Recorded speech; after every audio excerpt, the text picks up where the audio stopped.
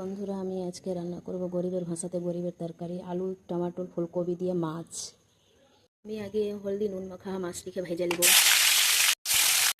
রসুন আর পেঁয়াজটিকে ভালো করে মিক্সিতে পিষে নিব। এরকম লাল লাল করে মাছটিকে ভেজে নিয়েছি। এবার তেলের মধ্যে মশলাটিকে দিয়ে দিব। এবার মরিচের গুঁড়া দিয়ে দিব 1.5 চামচ,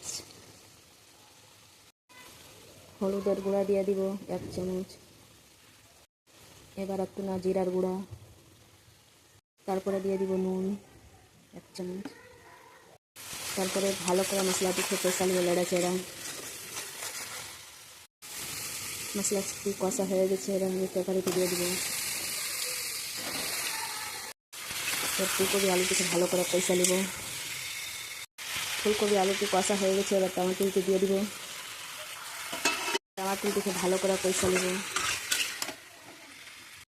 টমেটোটি কষা হয়ে গেছে, গলে গেছে। এবার আমি পানি দিয়ে দিব।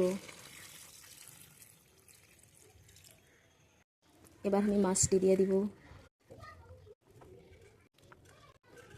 এবার মাছটি দেওয়া হয়ে গেছে। এবার তার সাথে ধনিয়ার পাতাটি দিয়ে দিব। আমার রান্নাটা এবার কমপ্লিট হয়ে গেল।